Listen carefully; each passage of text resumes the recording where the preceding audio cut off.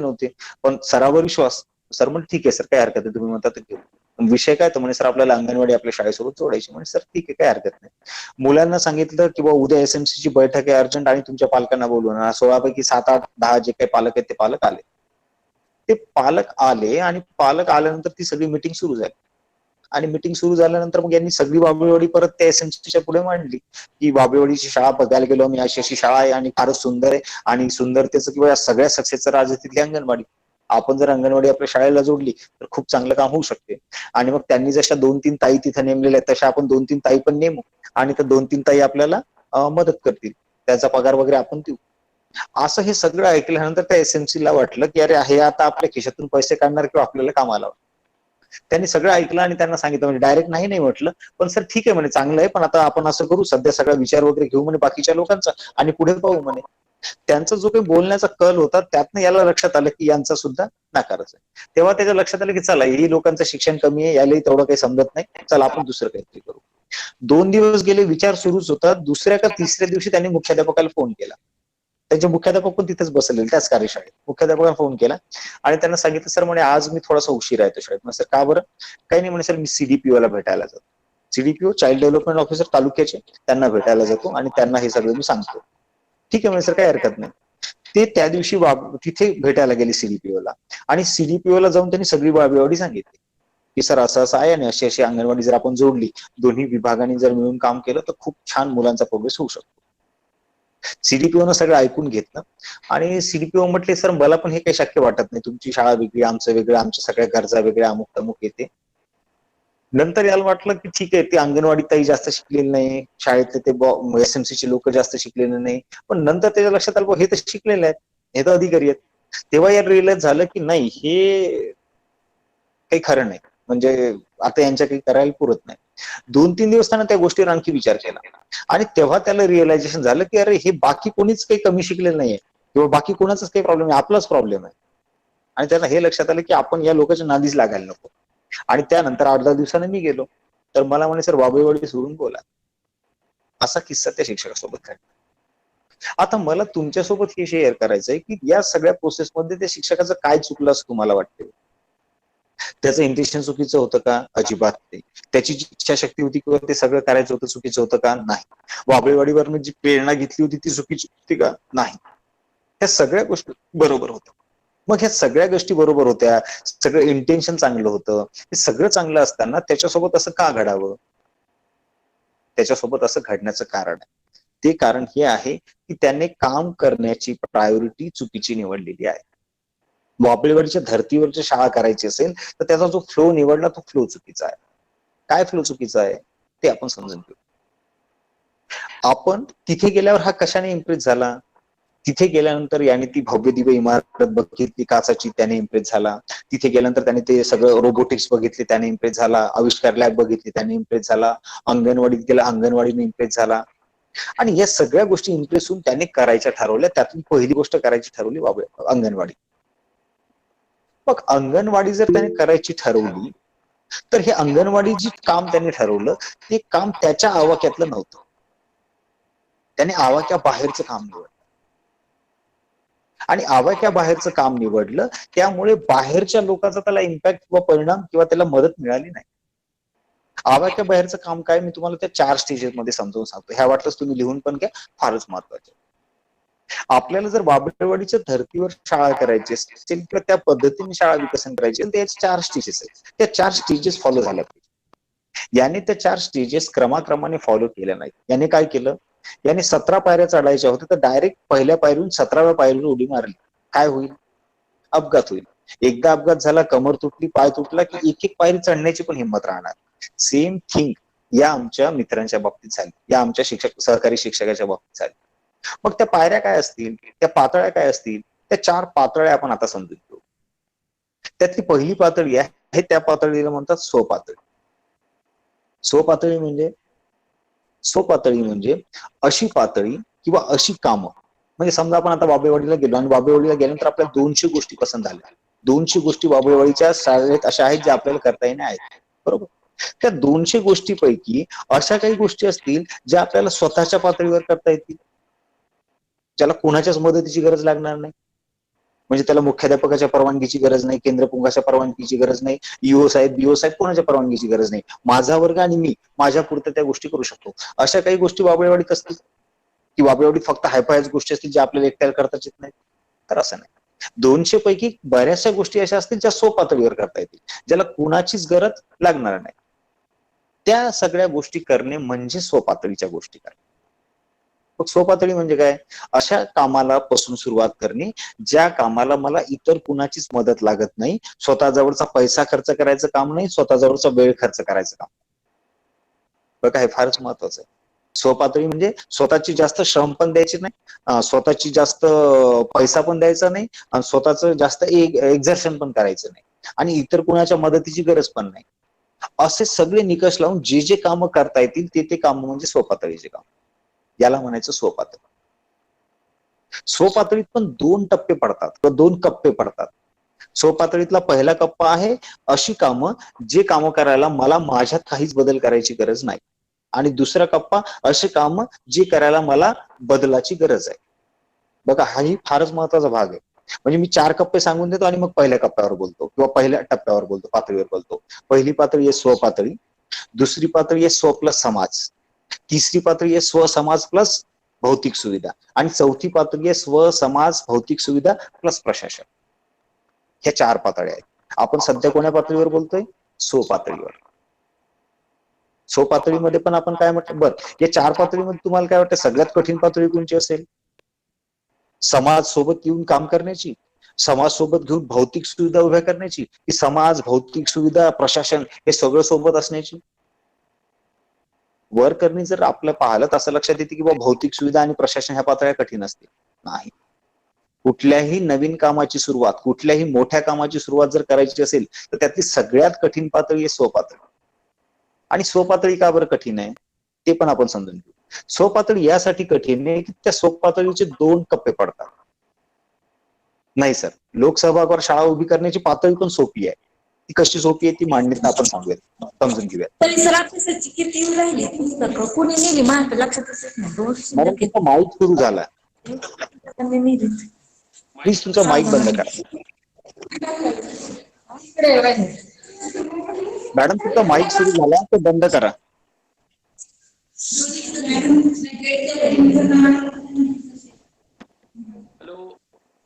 Okay, काय समजून घेतलं आप्पा यांचा माईक बंद करा एकदा मॅडमचा.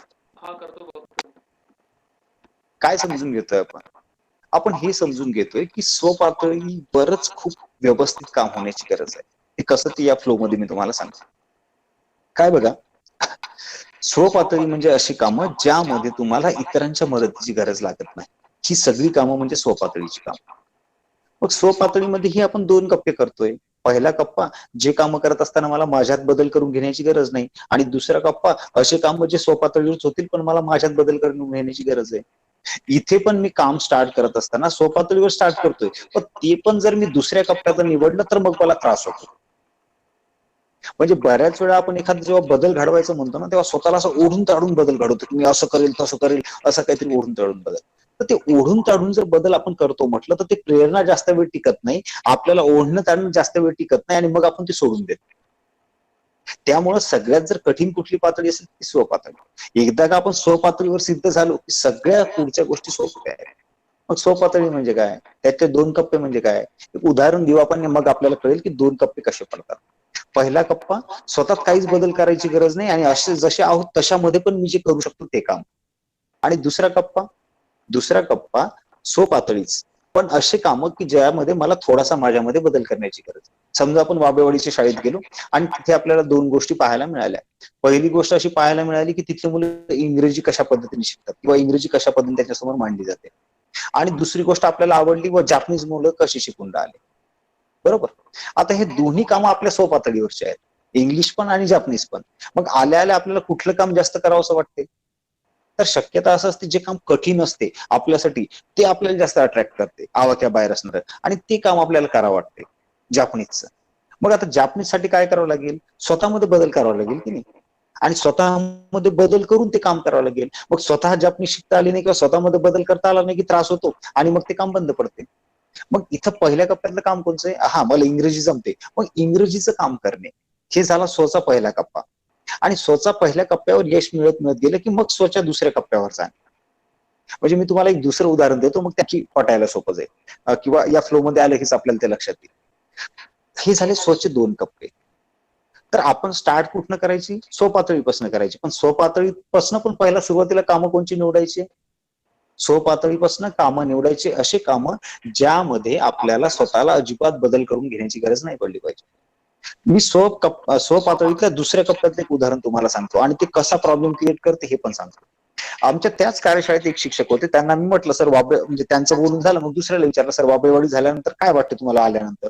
तर सर म्हणे आधी मी 11 वाजता शाळेत जायचो, 5 वाजता शाळेतून यायचो, आता म्हणे सर मी 9:30 ला शाळेत जातो आणि 7:30 पर्यंत शाळेत थांबतो.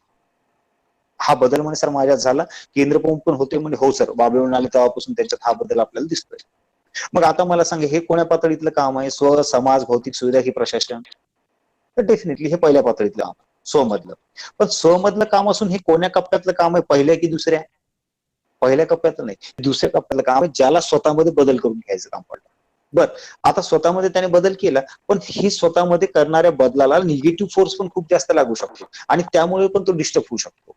कसा मी तुम्हाला उदाहरण सांगतो. समजा आता यानं 9:30 वाजता जाणं सुरू केलं, शाळेचा टाइम आहे 10:30 वाजता, जे काय 11 वाजता. याने 9:30 ला जाणं सुरू केलं, 5 वाजता 5:15 वाजता शाळा सुटते आणि हा 6:30 पर्यंत थांबून राहिला. बाकीचे शिक्षक 10:30 वाजता येऊ राहिले आणि 5 वाजता जाऊन राहिले. मग आता याच्याकडे बघण्याचा अप्रोच आणि बाकीच्या शिक्षकाकडे बघण्याचा अप्रोच गावाचा काय होईल? कारण हा जर शाळेत दिसला तर गावात त्याला कोणतरी विचारणार सर कसं काय लवकर? मग हा काय सांगणार नाही सर मी आता लवकर येणं सुरू केलं. मग बाकीचे मास्तर लोक काऊन उशिरा येतात? असं जसं वाक्य निघलं तसं बाकीचे याच्या कामामुळे इफेक्ट होणार. बघ याने काम निवडलं स्वपातळीतलंच, पण याच्या कामामुळे बाकीच्यावर इफेक्ट होऊन राहिला आणि मग बाकीचा तो निगेटिव्ह फोर्स याच्याकडे सुरू होईल. तू काय जास्त शहाणा झाला? आम्ही 10:30 वाजता येतो, तू 9 वाजता येतो, आम्हाला सगळे कामं लावून राहिलं. अशा पद्धतीचं त्याच्यावर निगेटिव्ह फोर्स येऊ शकतो आणि मग तो काय करणार? चला जाऊ दे, कशाला कटकट लावून घ्यायची, ते पण काम बंद करायचं. बघा काम स्वपातळीतलंच होतं, पण स्वपातळीतला दुसरा कप्पा निवडला तर तो पण इतरांना इफेक्ट करू शकतो. त्यामुळे कामाची सुरुवात करत असताना बँडबाजी के साथ नाही होना चाहिए. कारण ते ओरडून वाढून काम केलं की बाकी लोकांना त्याचा त्रास होतो आणि मग ती कामं बंद होतात. त्यामुळं आधी काय करायचं? स्वपातळीपासून सुरू करायची आणि स्वपातळीपासून सुरुवात करून अशाच कामापासून स्टार्ट करायची, जे कामं करण्याने आपल्यात स्वतःत काही बदल दिसणार नाहीत, बाहेर जास्त काही बदल दिसणार नाहीत. हळूहळू ते कामं करायचे, त्याच्यावर यश मिळत जाते. त्याच्यावर यश मिळत मिळत गेलं की मग आपण स्वपातळीतला दुसरा कप्पा सुरू करायचा, की स्वतःमध्ये थोडे थोडे बदल सुरू करायचे. स्वपातळीवर एकदा सिद्ध झालं की समाज सोबत येतो. हा तुमचा आमचा सगळ्यांचा अनुभव आहे. तुम्हा आम्हा लोकांना लोकसहभाग मिळाला. लोकसहभाग कोणाला मिळाला? ज्यांनी स्वतःच्या खिशाला झळ पोहोचवली, ज्यांनी स्वतःच्या वेळेला झळ पोहोचवली, ज्यांनी स्वतःचे एफर्ट्स दिले, त्याच लोकांनी सहभाग दिला. जे मास्तर शाळेत येत नाही, उशिरा येते, ते जर लोकांना पैसे मागायला गेला तर त्यांना ते देतात का? नाही देत. लोकसहभाग मिळतो कोणाला? अशाच लोकांना मिळतो ज्यांनी स्वतःच्या पातळीवर स्वतःला सिद्ध केलेलं आहे. मग आधी काय करायला पाहिजे? तर स्वतःच्या पातळीवर स्वतःला सिद्ध केलं पाहिजे. आपण एकदा स्वतःच्या पातळीवर स्वतःला सिद्ध केलं की लोक आपल्याकडे येतात. वाबळेवाडीचं काय उदाहरण आहे? हेच उदाहरण आहे. 2012 मध्ये खैरे सर आणि वारे सर जेव्हा तिथनं समजा गेले तेव्हा 35 पोरापासून सुरू झालेली शाळा आज 600 पट आहे. सगळं जर इन्फ्रास्ट्रक्चर बघितलं तर 7-8 कोटीचं इन्फ्रास्ट्रक्चर आहे, जमीन वगैरे सगळं जर बघितलं तर 65 किंवा 60 जे घरं असतील त्या तिथनं लोकसहभागात ते सुरू झालेली शाळा. सीएसआर पेक्षा तिथला लोकसहभाग जास्त आहे. न्यूयॉर्क बँक जर सोडली तर बाकी सगळं त्यांनी सीएसआर मधनं लोकसहभागात उभं केलेलं. मग हे केव्हा झालं शक्य? जेव्हा तिथे या दोघांनी किंवा त्या शाळेतल्या शिक्षकांनी स्वतःला सिद्ध केलं. स्वतःच्या पातळीवर, स्वतःच्या सिद्ध पातळीवर आपण स्वतःला सिद्ध केले की त्याचा इन्फ्लुएन्स बाकीकडे जातो. म्हणजे बघा ना आपल्या बाबतीत पण काय घडते, आपण जर एखाद्या शाळेत बदलून गेलो, प्रामाणिकपणे काम करणार असले तर 2 महिन्यात लोकांना ओळखू येते की नवीन आलेला मास्तर कसा आहे. आणि 2 महिन्यात लोकांचा आपल्याकडे बघितलेला जो काही अप्रोच आहे तो बदलतो. लोक आपल्याकडे चांगल्या अप्रोचने बघायला लागतात आणि चला म्हणतात नाही यार मास्तर चांगला आला बदलून, आता शाळा चांगली होणार आहे. आणि एकदा का तो कॉन्फिडन्स लोकांना आला की लोक सोबत येतात. पण नेमका आपला प्रॉब्लेम काय असतो? बऱ्याच ठिकाणी आपल्याला घाई असते की स्वतःच्या पातळीवर सिद्ध व्हायचं नाही आणि डायरेक्ट उडी मारायची समाजाच्या पातळीवर. स्वतःला जर सिद्ध केलं नाही आणि डायरेक्ट जर समाजाच्या पातळीवर उडी मारली तर समाजाकडून नाकारल्या जाते. मग म्हटलं जाते सर तुम्हाला 70,000 पगार आहे, आम्हाला कशाला मागून राहिले? हे केव्हा? जेव्हा सराच्या प्रामाणिकपणेबद्दल, सराच्या सिद्धतेबद्दल शंका असते तेव्हा. पण आम्ही जर स्वतःला सिद्ध केलं आम्ही जर स्वतःला प्रूव्ह केलं स्वतःच्या पातळीवर, तर स्वतःच्या पातळीवर प्रूव्ह झालं की समाज सोबत येतोच. हे प्रत्येक ठिकाणचं उदाहरण. आणि समजा जर आपल्याला असं वाटलं की अरे आपण खूप मेहनत करतो तरी समाज सोबत येत नाही, तर स्पष्ट शब्दात स्वतःला सांगायचं अरे आपल्याला आणखी सिद्ध होण्याची गरज आहे. समाज म्हणजे काय? बऱ्याच वेळा आपण शाळेच्या स्टाफला समाज समजत नाही. स्वतः सोडून सगळे जे लोक येतात त्या सगळ्यांना समाज समजतात. म्हणजे बघा ना, आपल्या बाबतीत पण काय घडते, आपण समाजाच्या पातळीवर कशी उडी मारतो. समजा एखादं ट्रेनिंग ऐकलं, खूपच छान वाटलं, आपण काय करतो लगेच, ते ट्रेनिंग जसं आपण घेतलेलं असते तसं दुसऱ्या दिवशी जाऊन आपल्या सहकार्याला सांगणं सुरू करतो. अरे खूपच मस्त ट्रेनिंग होतं, असं होतं तसं होतं. ते सगळं ऐकून घेते. आत त्याच्या काय चालू असते, लय शहाणा झाला एका दिवसात. हे का बरं असते? कारण जे ट्रेनिंग आपण ऐकलं ते आपण करून पाहिलं नाही, त्याच्यावर आपण सिद्ध झालो आणि डायरेक्ट आपण समाजाचा सहभाग घेणं सुरू झालं. तर तसा डायरेक्ट समाजाच्या पातळीवर उडी मारायची. जी काही गोष्ट असेल ती आधी स्वतः सिद्ध करायची. स्वतः जर सिद्ध झालं तर तो समाज आपल्याकडे येतो. मग काय करायचं, जे काही पटलं ते आधी आपल्या वर्गात एवढ्या शांततेत करून पाहायचं, त्याचा परिणाम आपोआप बाहेर निघायला लागतो. आणि तो परिणाम बाहेर दरवळायला लागला की मग लोक तुमच्या वर्गात येऊन डोकायला लागतात की अरे काय चाललंय सर, मला पण सांगा ना, हे तुम्ही सगळं काय करताय. जोपर्यंत लोक विचारत नाही तोपर्यंत सांगू नका. बऱ्याच वेळा आपल्याला घाई होते, थोडंसं केलं की मग चला ते सांगत बसा. सांगा, किंवा ते लपून पण राहणार नाही. ते जर परिणामकारक असेल का नाही तर ते बाहेर पडेलच. पण आपण शांतता बाळगा, आपण संयम बाळगा, स्वतःच्या सिद्धतेची वाट बघा. एकदा का आपण स्वतःला सिद्ध केलं की जिथे जिथे आपण सिद्ध करत जाऊ तिथे तिथे सहभाग आपल्या सोबत येईल, समाज आपल्या सोबत येईल. एकदा का समाज आपल्या सोबत आला की भौतिक सुविधा पण व्हायला लागतात. सगळ्या भौतिक सुविधा शासनच करत नाही. शासनापेक्षाही सगळ्यात मोठा म्हणजे शासन म्हणजे कोण, समाजच ना. आपण म्हणजे शासन ना. तर ते सगळं शासन सोबत येतं किंवा समाज सोबत आला की भौतिक सुविधा व्हायला लागतात. आपण सिद्ध झालो की समाज तुमच्या न म्हणता सोबत यायला लागतो. तुम्ही नाही बोलवलं तरी पण सोबत यायला लागतो. बाबेवाडीचा फ्लो तोच आहे. आधी स्वतःला सिद्ध केलं, स्वतःला सिद्ध झालं की समाज सोबत आला, समाज सोबत आला की भौतिक सुविधा उभा राहायला लागल्या. आणि एकदा ते सगळ्या समाज सोबत आला की मग प्रत्येक एनजीओ तुमच्या मदतीला येते. ज्याला ज्याला सुचल तो तुमच्या मदतीला येते. आणि एकदा समाज सोबत आला, भौतिक सुविधा व्हायला लागल्या की मग प्रशासनाच्या पातळीवर पण खूप मोठा सहभाग तुमच्यासोबत वाढतो. ऍक्च्युली प्रशासन चारही पातळीवर सोबत असते. स्वतः तुम्ही काम करता तेव्हा पण प्रशासन सोबत आहे, समाज जेव्हा असतो तेव्हा पण प्रशासन सोबत आहे, आणि जेव्हा भौतिक सुविधा असतात तेव्हा पण प्रशासन सोबत आहे. पण प्रशासन आपला दायरा सोडून तुमच्यासोबत येऊ शकत नाही, किंवा आपले नियम, आपली जी काही चौकट आहे ती सोडून तुमच्यासोबत येऊ शकत नाही. जिथे जिथे लिमिटेड काम असतं तिथे समाज सोबत असतो. पण दायरा सोडून पण प्रशासन तुमच्यासोबत येऊ शकते जर तुम्ही या 3 पातळीवर स्वतःला सिद्ध केलं तर. बाभळवाडीच्या बाबतीत पण ही गोष्ट घडली. म्हणजे बघा ना, एका त्या शाळेचं नावलौकिक काय आणि किती व्हावं. आपल्या राज्याच्या उपमुख्यमंत्री महोदय, जे अर्थमंत्री पण आहेत, त्यांनी अर्थसंकल्पामध्ये या शाळेचा उल्लेख करावा. प्लीज माईक सुरू झाला कोणाचा. त्यांनी अर्थसंकल्पामध्ये या शाळेचा उल्लेख करावा आणि असं जाहीर करावं की बाभळवाडीच्या धर्तीवर शाळा विकसित करण्यासाठी आम्ही एवढ्या एवढ्या कोटीचा निधी राखून ठेवतोय आणि राज्यातल्या 1400 शाळा आम्ही बाभळवाडीच्या धर्तीवर विकसित करू. यापेक्षा एखाद्या शाळेला मोठ्या प्रमाणात प्रशासन सोबत काय यायला पाहिजे. बाभळवाडी म्हणेल ती गोष्ट आता होत आहे. आणि ना पैशाचा प्रॉब्लेम, ना कशाचा प्रॉब्लेम, ना कशाचाच प्रॉब्लेम. पालक वगैरे सगळे सगळे हिरिरीनं भाग घेत आहेत आणि सगळ्यांना असं वाटतं की हे माझंच आहे आता आणि मीच ते करतो. यापेक्षा आणखी मोठं यश कुठलं असू शकतं. मग आता मला सांगा, हा फ्लो असेल, काय फ्लो असेल? स्व प्लस समाज, स्वसमाज प्लस भौतिक सुविधा, स्वसमाज भौतिक सुविधा प्लस प्रशासन. हा नॅचरल फ्लो आहे कुठलीही गोष्ट मोठ्या होण्याचा. पण आमच्या डोक्यात मात्र काय क्रम असतो? आमच्या डोक्यात बऱ्याचदा क्रम हा असतो की अरे एखादी गोष्ट जर घडायची असेल तर आधी शासनाने पत्र काढलं पाहिजे. ते पत्र काढल्यानंतर मग त्यांनी ते फिजिकल फॅसिलिटी उपलब्ध करून दिल्या पाहिजे. फिजिकल फॅसिलिटी उपलब्ध केल्यानंतर पालकांना आम्हाला सगळा सपोर्ट केला पाहिजे आणि त्यानंतर मग आपण काम करू. आपण एक्झॅक्टली उलटी अपेक्षा करतो. आपल्याला असं वाटतं की कुठलंही काम शासनापासून सुरू व्हावं आणि मग शेवट आमच्यापाशी व्हावा. पण जर खरंच फ्लो लक्षात घेतला तर आमच्यापासून काम स्टार्ट होतं आणि शासनापासून जाऊन ते परिपूर्ण होतं किंवा पूर्ण आणि अधिक विकसित होतं. हा क्रम आपण लक्षात घेण्याची गरज आहे. ज्यांनी कोणी हा क्रम लक्षात घेतला, मग ते शाळेच्या बाबतीत असो, स्वतःच्या डेव्हलपमेंटच्या बाबतीत असो किंवा कुठल्याही बाबतीत असो, तुम्ही कुठलाही विचार करा, हा क्रम ज्यांनी लक्षात घेतला, ज्यांनी स्वतःपासून सुरुवात केली तो यशस्वी झाला. पण ज्याने कुणी असं बघितलं की हे बाकीचे सगळे लोक करतील आणि मग मी सुरू करेल, ती यशस्वी नाही. मग माझी शाळा म्हणून जर मला यशस्वी व्हायचं असेल, शिक्षक म्हणून जर मला यशस्वी व्हायचं असेल, तर प्रत्येक ठिकाणी हा फ्लो मला लक्षात ठेवावा. मग आता मला सांगा, आमचे जे शिक्षक मित्र होते वाशिमचे, त्यांचं काय चुकलं होतं? इंटेन्शन बरोबर होतं, प्रेरणा पण खूप छान होती, पण त्यांनी डायरेक्ट उडी मारली होती. कुठे उडी मारली होती?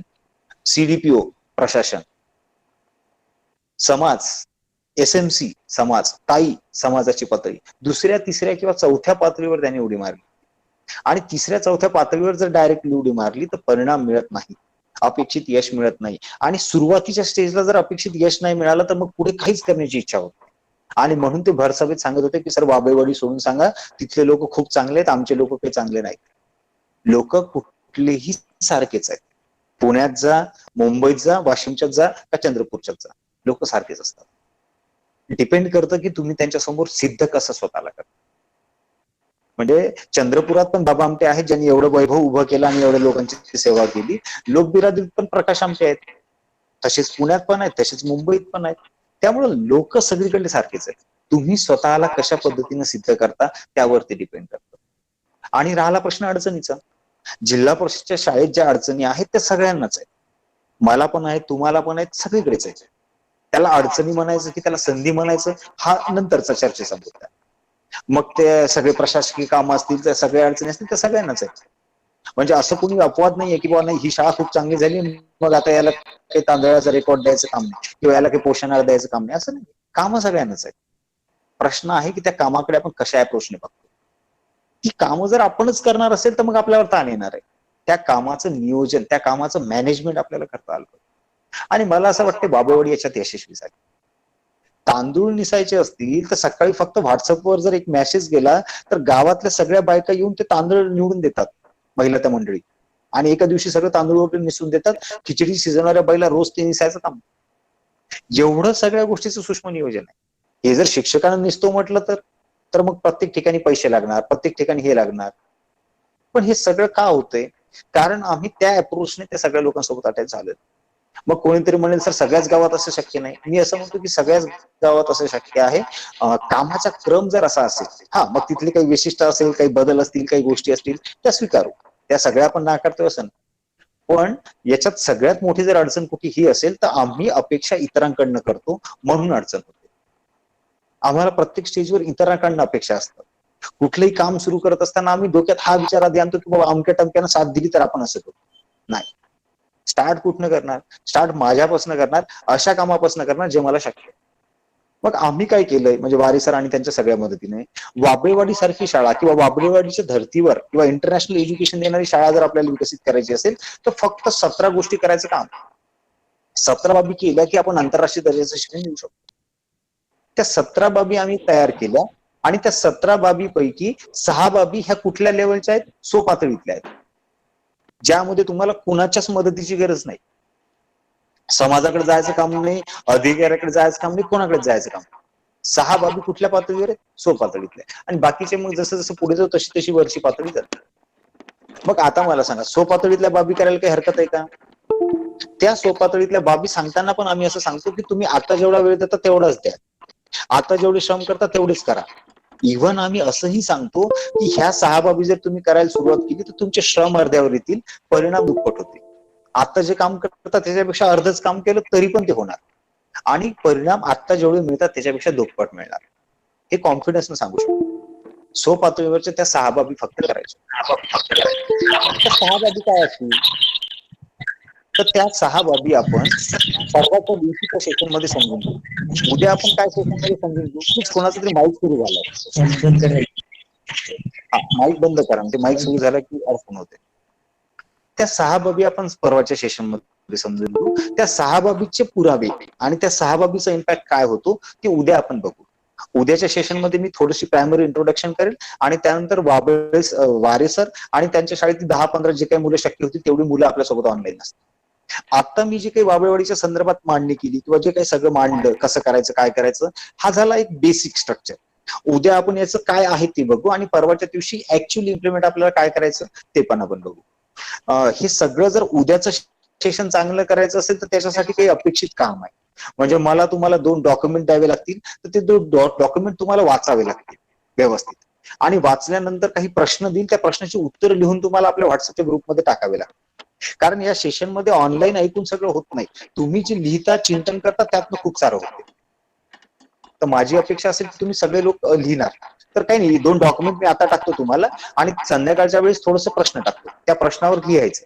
एवढं जर काम केलं तर उद्याचं सेशन खूपच चांगलं आपलं होईल आणि आपल्याला समजेल की पुढचे प्रश्न काय विचारायचे. कारण उद्याचं प्रश्न जे सेशन आहे ते डिपेंड ऑन आहे तुम्ही काय काय विचारता प्रश्न त्यावर. तर त्यामुळे मला अपेक्षा असेल की तुम्ही सगळे प्रश्न विचारू शकाल जर तुम्ही ती सगळी तयारी केली तर. मला असं वाटतं की जो वेळ आपल्याला दिला गेला होता 11 ते 1चा, तर आता 1 वाजत आहे. या संदर्भात मी आता थांबतो. याच्या संदर्भात जर कुणाचा काही प्रश्न असेल किंवा कुणाला काही फारच एखादा महत्वाचा मुद्दा सांगायचा असेल किंवा आमचे आदरणीय भुजबळ साहेब असतील किंवा जर आमची अधिकारी मंडळी जॉईन असेल त्यांना काही बोलायचं असेल तर मी विनंती करतो आणि मी थांबतो इथे. थँक्यू. धन्यवाद.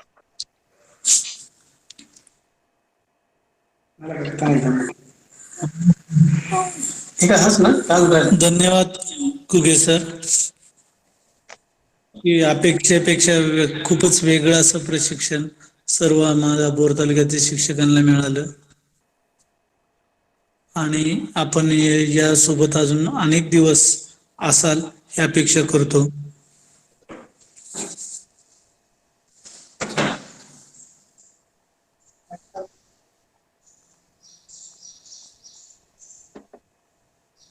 शिक्षकांना काही प्रश्न विचारायचे असतील तर त्यांनी सरांशी आजच्या झालेल्या विषयावरती किंवा काही मार्गदर्शनावर आधारित काही विचारायचे असेल तर विचारू शकता.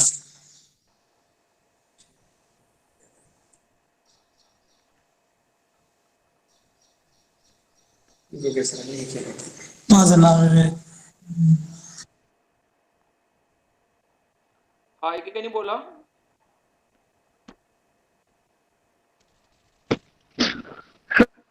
हॅलो. हा सर, नमस्कार.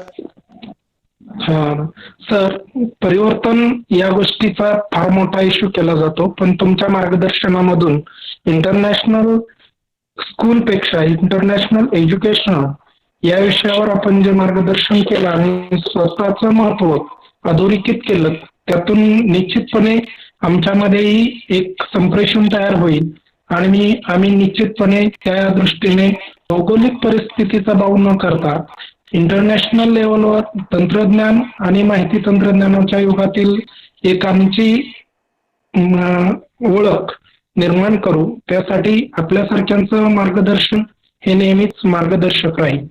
थँक्यू.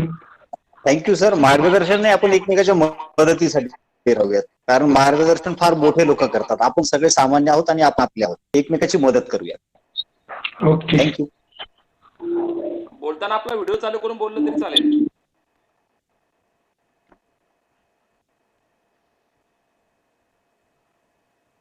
आजच्या मांडीबद्दल जर कुणाला काही प्रश्न असेल किंवा कुणाला काही जर मुद्दा जोडायचा असेल तर आपण जोडू शकता. नाहीतर मग आपण पुढे जाऊयात.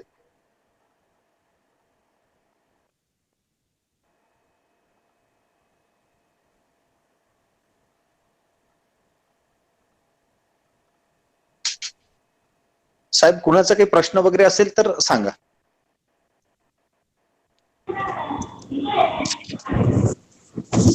काही प्रश्न आहेत का कोणाचे? कोणाचे काही प्रश्न असेल तर विचारा.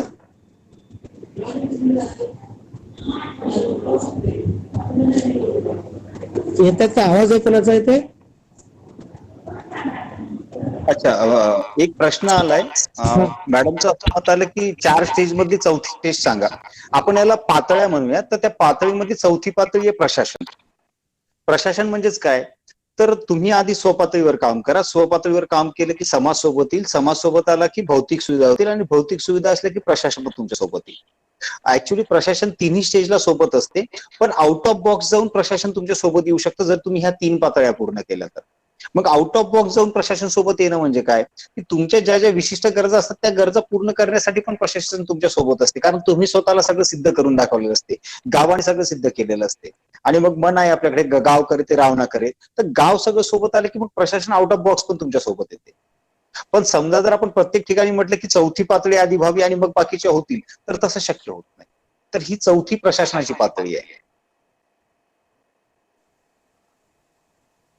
पण या चारही पातळीमध्ये सगळ्यात महत्वाची गोष्ट आहे की प्रत्येक ठिकाणी स्व आहे, म्हणजे स्व कुठे सुटलेला नाही. पहिली पातळी स्व, दुसरी पातळी स्व प्लस समाज, तिसरी पातळी स्व समाज प्लस भौतिक सुविधा आणि चौथी पातळी स्व समाज भौतिक सुविधा प्लस प्रशासन. तर स्व मात्र चारही ठिकाणी. आता पुस्तकाचे नाव सांगा म्हणतात, ते मी सांगतो एकदा परत. मराठीत पण याचे अनुवाद उपलब्ध आहेत. युवल नोआ हरारीचे पुस्तक आहेत. पहिलं पुस्तक आहे होमोडियस सॅपियन्स आणि तिसरं पुस्तक आहे 21व्या शतकातील 21 धडे. पुण्यात तुम्हाला तर नक्की ती उपलब्ध होतील तिन्ही पण. सर मला एक विचारायचं होतं, BRC मॅडम. मधून बोलते वाघोले. सर आपण जे 4 आयाम दिले आहेत, तर त्यातले सुरुवातीचे 3 आयाम सांगू शकाल का आपण परत? अच्छा, म्हणजे उद्दिष्ट इंटरनॅशनल एज्युकेशनचे. हो सर, जो चौथा दिला तो 6C दिलेला आहे, तर हो. त्या अगोदरचे 3 आहेत, तर त्याची जरा प्लीज नावं सांगितली तर बरं होईल. हा, ते आयाम म्हणजे आपण त्याला उद्दिष्ट किंवा आयाम म्हणूया. कुठल्या अँगलने आपण त्याला बघायचं. पहिला आहे असं व्यक्तित्व तयार करणे ज्याचा वर्ल्ड लेवल एक्सेप्टन्स असेल, जागतिक स्वीकार्यता. दुसरं असेल फ्युचर रेडी मुलं, भविष्यविधी मुलं तयार करणे. तिसरं असेल 100% मुलांच्या 100% क्षमतेचं युटिलायझेशन करणे. आणि चौथा असेल पिसा रेडी मुलं तयार करणे. पिसामध्ये 6C. धन्यवाद सर. Thank you ma'am. थँक्यू.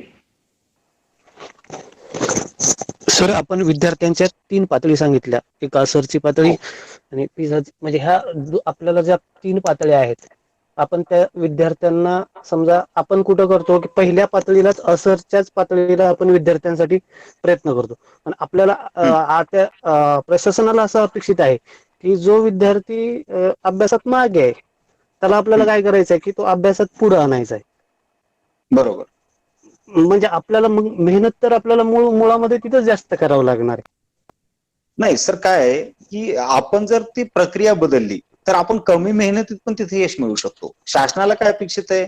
शासन कसं असं कधीच म्हणत नाही. शासन फक्त काय म्हणते की जिथे होत नाही ते तुम्ही काम करा. पण याचा अर्थ हुशार पोरांना शिकूच नका असं कधी काही शासनानं म्हटलेलं नाहीये. ती आपली अडचण तयार झालेली की आपण या मुलांकडे जास्त फोकस करतो किंवा इथेच आपल्याला यश मिळत नाही, त्यामुळे आपण बाकीच्या मुलांना न्याय देऊ शकत नाही. पण आपण जर विचार केला आणि जर आपल्याला पहिल्या याच्यावर जर आपण यशस्वी झालो तर मग पुढची स्टेप काय असेल, त्या वरच्या मुलांसाठी किंवा या मोठ्या मुलांसाठी. पण आपला वर्ग चालत असताना मात्र आपण सगळ्याच मुलांना न्याय दिला पाहिजे.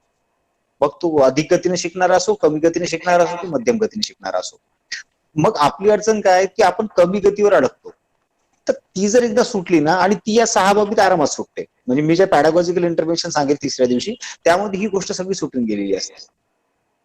तर तुम्ही बिलकुल म्हणजे निश्चिंत राहा. या असर पातळीवरून कसं पुढे निघायचं ते पण आपण पुढे जाऊ शकतो आणि सहजरित्या जाऊ शकतो. म्हणजे फार जास्त स्वतःला त्रास, आता सध्या त्रास होतो ना त्या पातळीचा. असर पातळी खूप त्रास होतो. म्हणजे बऱ्याच वेळा असं वाटतं दिवसभर शिकवलं पण यांना काहीच येत नाही दुसऱ्या दिवशी. तर तो जो त्रास असेल तो का होतो, कसा कमी करायचा, यावर पण आपण तिसऱ्या दिवशीच्या 6 पायऱ्या जर केल्या, तर तुम्ही 15-20 दिवस जरी त्या करून बघितल्या, होऊ शकते की आता कोरोना आहे सध्या, तर ऑनलाईन त्यातल्या ज्या ज्या गोष्टी तुम्ही जर करू शकले, ऑनलाईन याचा अर्थ पण आपण परवा दिवशी समजून घेऊ किंवा उद्या वेळ मिळाला तर उद्या पण समजून घेऊ. तर ते जर आपण केलं तर आपल्याला सोपं जाईल काम. हे सगळं जे आपण सांगतोय किंवा हे जे ट्रेनिंग आहे ते आमच्या शिक्षक बांधवांचं काम अर्ध्यावर यावं आणि परिणाम दुप्पट व्हावे यासाठी आहे. ओके सर, धन्यवाद.